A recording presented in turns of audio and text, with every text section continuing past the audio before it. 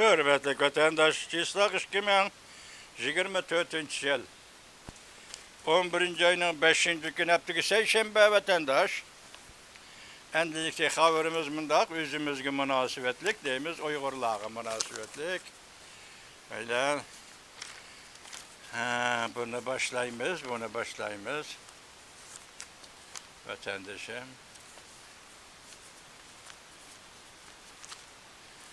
Bugün Çislak dedik mi? 2024 yıl 11. ayının 5. günü haftıki Seyşembe. Mesela alayla aynı itek bilen toskalı olmaz. Xitayning 5. yol Ürümçi qirg'inchiligi haqidagi saxta pelemeğe reddiye. Mavzulu xabar 2024 yıl 11. ayının 2. günü Erkin Asya'nın Uyghur Tel Groups ilan qilindi. Bu xabarni obzorchi Asya Uyghur tayyorladi. Maqola bundoq boshlandi.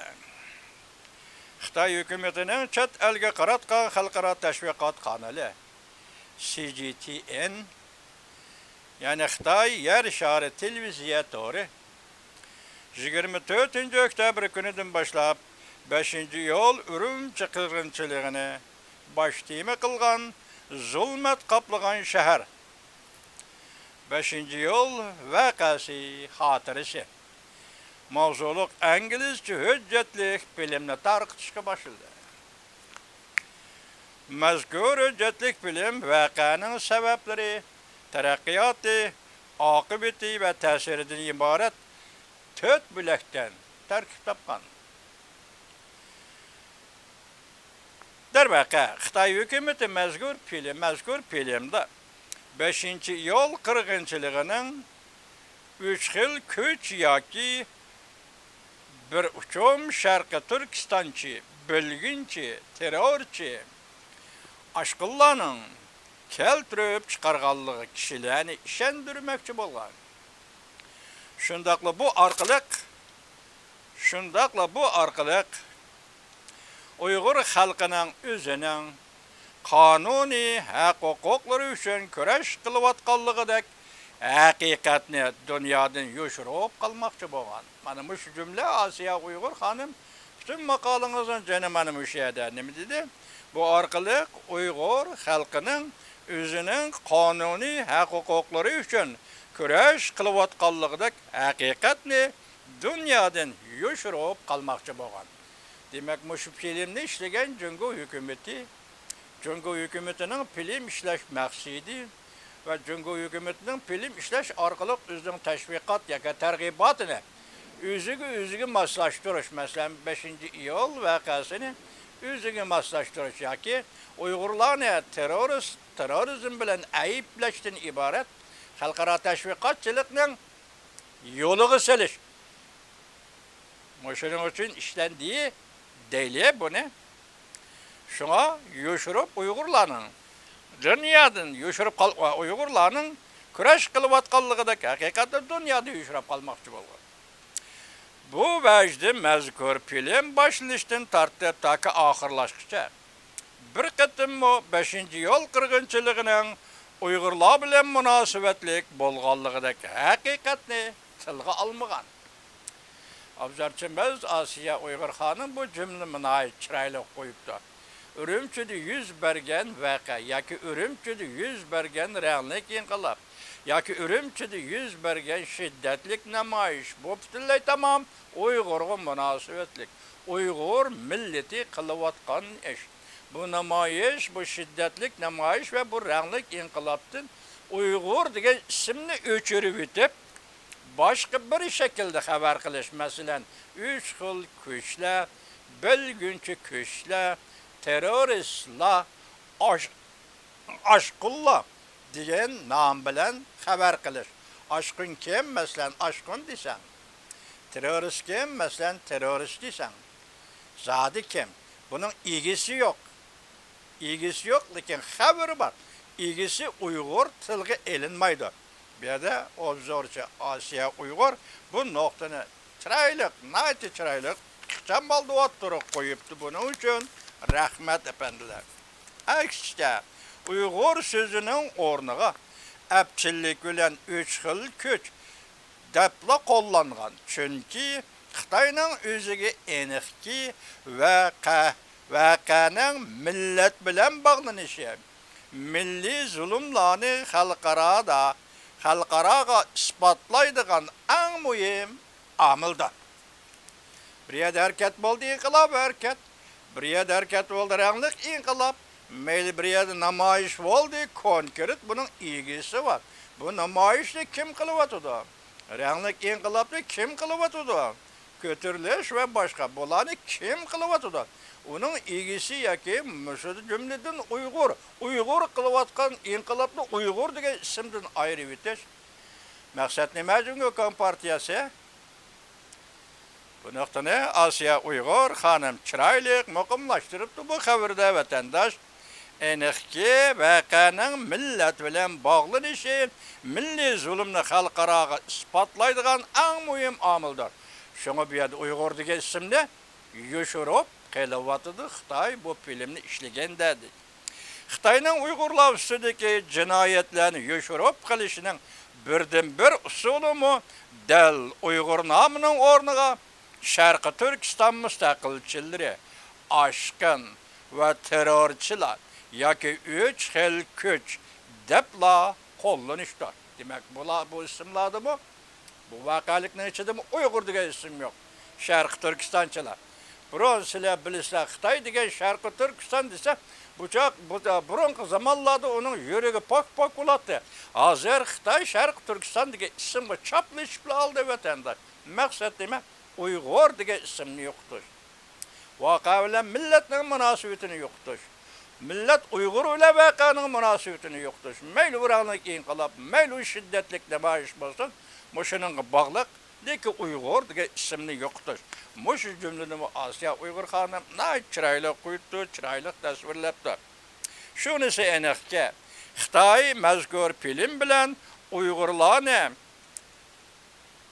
haksızlaştırıp, özünün Uygurlar üstündeki qırğınçılık cinayetini aklamakçı bolğan. Demek yukarıda körüsü ahırkı maksatda Xitayning maksidi nima degan cevap berdiğiniz, Xitay Uygurni haksızlaştırıp, özünün Uygurlar üstündeki ırkı qırğınçılık cinayetini yoşurmakçı bolğan. Endi bizden bu yerde demekçi bolğanımız hazır bunun qoyulgan mavzunun özü nima desiniz? Aynı itek bilen toskılıp olmaz. Bu nait doğru gap, bu tügüdümüşten ulan değil. Demek Ürümçi 5. yıl vakası ve bu katım Asya Uygur hanım yazgan makalının mezmunumun muşulu buluşu muş cümlelerle ayağılış gerekmezden. Aynı itek bile yapılıp olmaz. Xitayning 5. yıl Ürümçi qırğınçılığı hakkındaki sahta filmi qara Muşu cümle kamlaşmaptı vatandaşlar. Sahta filmi qara diye. Bir yerde sahta film emas. Bu makalada Asya Uygur hanım şunda çıraylık görüştü. Vatan içi de İlham Tohti, vatan sırtı da Rabia Kadır'ı yüklendi deydi. Bu bir yeni özgürüşken, muşu filmni işleşti Xitayning bir yeni özgürüşü. Bunu aytqanda siyasi özgürüşü, yaki siyasi özgürüşü baş düşenmekle, siyaset sahasındaki özgürüşü, yaki 5. yol qırğınçılığı, 5. yol Uygur kılgan namayiş kartta qaytadan bahalışıdan aytqanda bir yerde bir gap var. O gapni keyinga qaldıraylı. Endi Ürümçi qırğınçılığı hakkındaki saxta film qaradı. Bu saxta film emasken Asya Uygur hanım, bu hem saxta film emas ki hem şundaq. Nima üçün saxta film emas? Bu yerde Ürümçi'de 5. yıl günü Uygurlarning şiddetlik namayiş qilganligi ras. Bu yerda Xitay tili qelayotgan yuqorqi shaxsiylar, masalan meydan o'tirg'i chiqqan shaxsiylar İlham Tohti ve Rabia Kadir qatorliq bu kishilarning vatan ishchiligi ve vatan sirtidagi faoliyatlarning davomlashayotganligi ve faoliyat bilan shug'ullanayotganligi biroz. Şunu bu kino filmini yoki video filmni hergiz saxta filmga raddiya berimiz demaymiz. Hergiz undaq demaymiz. Bunun için mavzunu dastlabda siz qo'yib bo'libsiz. Masalan, oyni itek bilan to'sqilib bo'lmaz. man chiroyli qo'yilibdi. Uyg'urning turaqliq iborasi bilan qo'yilibdi. Oxiridagi anadagi nima deydik? Xitoyning 5-iyul Urumchi qirg'inchilik to'g'risidagi ko'z qarashlariga baho. Mandaq elinish kerak edi. Yoki bo'lmasa, haqiqatni e'tirof qilish va yana burmalash. Bundaq mavzu qo'ysangiz, taxmin muvaffaq bo'ladi.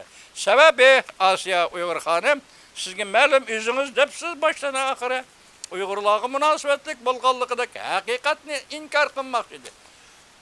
Ko'zdan g'oyib qilmoqchi debsiz. Bu to'g'ri gap. Bu yerda bizning yoki butun Uyg'ur millatining maqsad muddaoyi harakat qilish, Xitoyning zulm sistemlariga qarshilik ko'rsatish, Xitoyning milliy hukmronligiga qarshilik ko'rsatish, Xitoyning mustamlika siyosatiga qarshilik ko'rsatish, Xitoyning Uyg'uristonni mustamlika qilganligiga qarshilik ko'rsatish bu Uyg'urning haq huquqidir. Uyg'urning o'zining huquqidir. Ikkinchi bir qonun buni isbotlab bermaydi. Uyg'ur to'g'ri qilyapti yoki xato qilyapti deydigan ikkinchi qonun yo'q. Chunki Uyg'ur unda qonunni tonimaydi. Vatan Uyg'ur shiddatli namoyish qildi. Vatan Uyg'urning Xitoy mustamlika qilib oldi. Uyg'ur nima ish qildi? İnqilob qildi, ranglik inqilob qildi. Qanday inqilob qildi? Bu faqat Uyg'ur xalqining o'zining tanlash yo'li. Hozir xalqaradagi o'lcham bo'yicha aytganda tinch yo'l, ta'kidlayotgan tinch yo'l, har qanday ish tinch yo'l bilan bo'lishi kerak. Bu Xitoy uchun ham shundoq, Uyg'urlar uchun ham shundoq. Masalan, hukumat tarafdan kelayotgan zo'ravonlik qarshi kurash ham shundoq, ham bu zo'ravonlikni tufroviy zo'ravonlikqa aylantirish uchun harakat qilayotganlarga cheklash xarakterlik. Ya'ni tinch yo'l bilan hal qilish bu xalqaradagi hozir bir prinsip, umumiy prinsip vatandosh. Shunaq ketdimi? Shuning men demoqchi bo'lganim Asiya Uyg'ur xonim, Uyg'ur mushu qilayotgan harakatlarini e'tirof qildirish. Masalan, bu mantaqa Germaniyalik faylasuf Gegelning mantaqasi. E'tirof qildirish. Men sana qarshi turman. Chunki sen mustamlika qilding mening vatanimni, men sana qarshi turman. Qarshi turgan ko'rishimning shaklini, qanday shakli bo'lishidan qat'iy nazar, ham sen e'tirof qilasan Jungo Kompartiyasi, ham xalqaro jamiyatiga oqlona jamiyat, ya'ni demokratik jamiyat e'tirof qildi. Mening yoki Uyg'ur degan mening maqsadim faqat men qilayotgan kurashni e'tirof qildirish. Şunu bir yerde bu kurash, bu 7-iyul, 5-iyul vakası 100 bergen vaka Uygur kılgan inqilab. Şunu biz bunu mavzu koysak nemi dep bu işimiz gerek edi meslen. Sizge meslet Asiya Uygur hanım. Nemi dep bu işimiz gerek edi meslen. İtiraf kılış ve burmalaş. Üzünüz baş koyup opsuz. Aynı itek bilen toskulu bulmaydı. Okşaş. Ben davatkan mavzu bilen siz bu koyuvatkan mavzu okşaş. Ahırdaki koşup koygan mavzular buna mas gelmeydi mesela. Sahtı film gradiya demeyimiz, herkes demeyimiz. Film sahtı emez. Filmdeki vakalıkның hemmesi doğru. Uygur üzü köreş kılıvatıdı. Uygur kılıvatkan köreşni itiraf kıldırmakçı. Demek Xitay hükümeti zoruvalları yoki mustamlikçileri bugün Uygur'un hareketini selbi cihati bolsumu itiraf kıldı. Toğrudan toğru itiraf kılmasımı, selbi cihati bolsumu itiraf kıldı. Uygur bu hareketini, bu şiddetlik namayişini itiraf kıldı. Bırak Xitay film işlegende burmuludu. Şuna itiraf kıldırış, itiraf kılış ve burmulaş. Mana mundaq mavzuda yo'rtgan bo'lsangiz Asiya Uyg'ur xonim, bu bak chiroyli maqola bo'ladi ekan-da. Shunga bu yerda men buning qiziqchi boshqalarni qiziqqan o'xshaydi. Bu yerda qo'yilgan savol Asiya Uyg'ur xonim Xitoy mush filmni ishlabdi. Nemishki buni ikkinchi qatim bu shaklda ishlamoqchi bo'ldi? Sabab nima? Xalqaro siyosiy muhit nima? Jungoning ichki qismidagi siyosiy muhit nima?